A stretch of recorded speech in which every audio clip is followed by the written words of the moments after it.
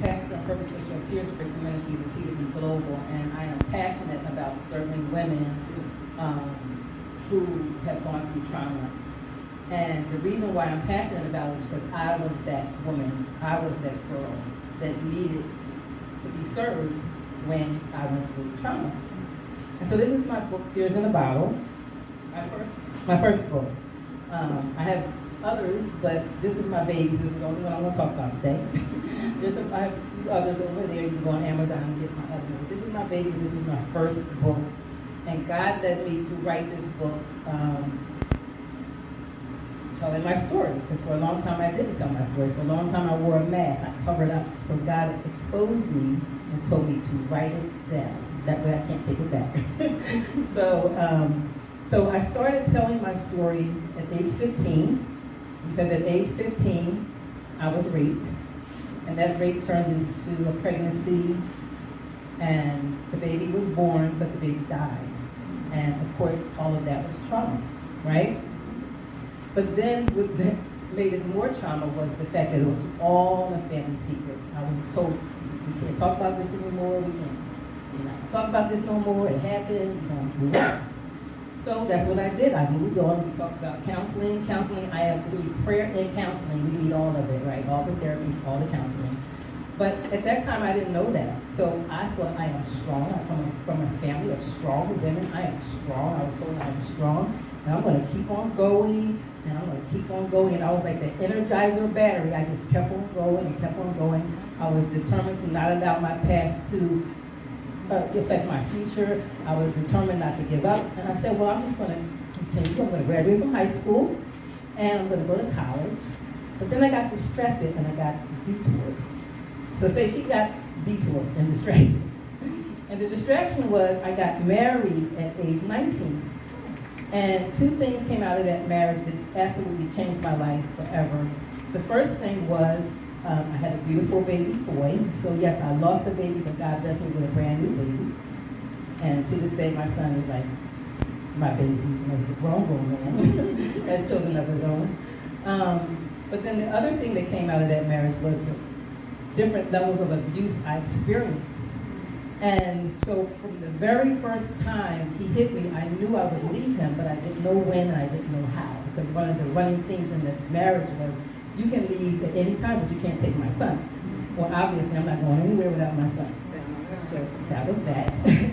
But my defining moment for leaving my abuser was one time we got into one of the biggest fights that we ever had, and he strangled me out to the point of unconsciousness. And hours later, I came to, and I remember laying on the bed, and when I came to, he was in a corner, curled up, crying to his dad, telling his dad he was to come to the house because I killed Carol. I could just hear these words as if it was yesterday. So he really thought he killed me. And when I looked to the foot of the bed and I saw my son, who was about 3.5 at the time, he was playing with his toys, looking like he was totally oblivious. And I'm thinking to myself, I don't know how much he witnessed. I just don't know, because I had like hours of time missing. So that was my defining moment. And I came up with a safe escape plan, left, took my son, again, kept going and kept going and kept going. I was determined to keep going. I was determined not to give up, like that ever-ready battery, right? So when my son became a teenager, and a lot of it is this book just tells about, I'm just going to kind of put it all together real quick. So when my son became a teenager, I got remarried. And that marriage was not physically abusive, but it was financially abusive. And we were like a power couple in ministry. It was a wonderful marriage until it wasn't, right? So I got divorced, but that is when I spiraled into a depression leading up to the divorce, during the divorce, after the divorce, and I lost myself. So that whole drive that I had, like that Energizer battery, was gone. That battery was dead. I couldn't find myself. I was lost. And one morning, in an effort to come back to myself, and I knew I was in there somewhere, and I looked in the mirror, looked at my reflection in the mirror, and I was trying to put on makeup, and I could hear the Spirit of God say, daughter, you have to take off the mask. It's time to take off the mask. It's time to heal from within. You never healed. So with all of those years of just trying to just get over things, just get over it because you're strong, you can do it, you can do it, you can do it. I never once thought that I needed to be healed until that moment. And so that's when my healing process started. And so, like you said, therapy and prayer, okay? Therapy and prayer. So for me, it wasn't one or the other. I needed everything, okay? But that's when God gave me Tears in the Bottle.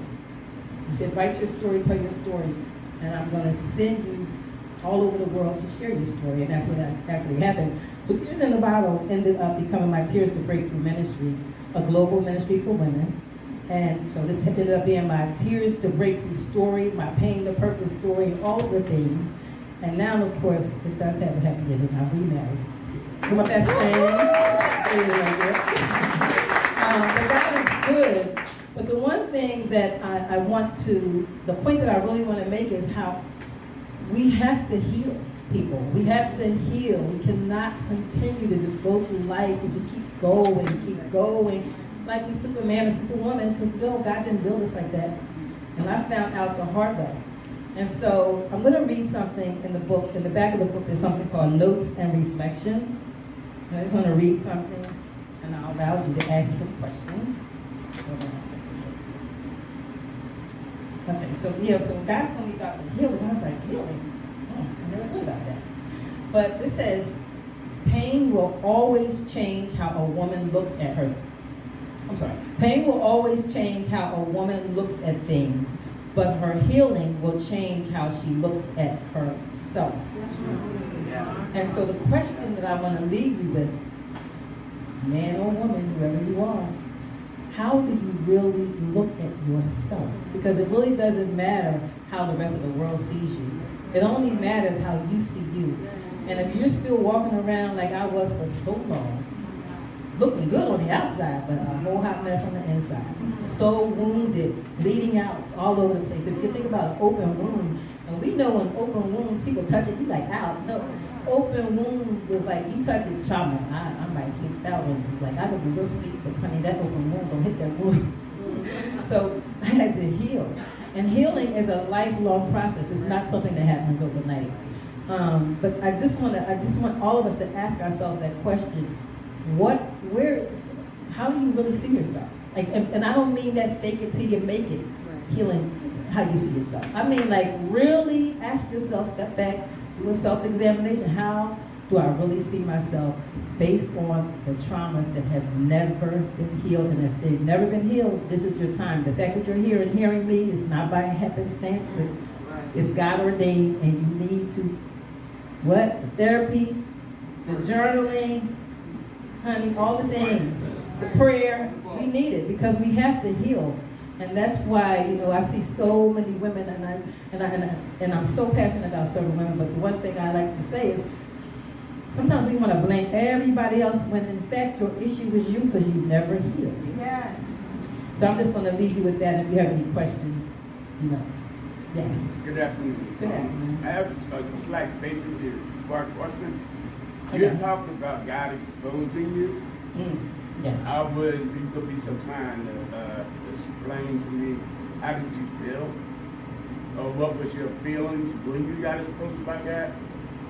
Well, first, because I was so good at wearing the mask, and I was so good at covering up things, but that's the way I was raised, so you just cover it up. So I was, for years, in ministry and everything, and people were just, oh, you're just, like, so wonderful. And, like, I think somebody said it, and I was always smiling and just encouraging everybody else, and just a mess. And so God had to, during that time that I fell into a depression, He began to show me me. He began to show me, and part of Him having me write this book was so that I could bring those things back to memory. Because, if you let something go for so long, you kind of sort of remember bits and pieces of it, but you're not really remembering because you're choosing to ignore it. So He exposed me by showing me me. Okay. Yeah. Now the second part, I'm not going to take too much time. My second part of the question is, as you've been a minister, could you explain to me how was your feelings that the men in the ministry, were they inferior to the women in the ministry, or vice versa? Okay, that's a great question, but my ministry is pretty much women. God called me to serve women. He literally told me, I need you to leave the 99 and go after the one woman that looks like you, the one woman that has been used and abused, and the one woman that's wearing that mask. So, I mean, I do have a few men that I might come in on a group session or whatever, but for the most part, it's women. God made it clear. You are to serve women that Thank look you like very you. much. Yes. Got a question. You talked about trauma within family. A lot of us relate to. And we grew up in a time where it was what happens to Yes. right? Family secrets is what is secret. So when you started that healing process and God told you to leave family, did you go through the process with family? And if so, how did it take it when you had to approach them with those suppressed memories that they say never happened? Right. Well, let me just tell you something. That's a whole thing. Yeah. But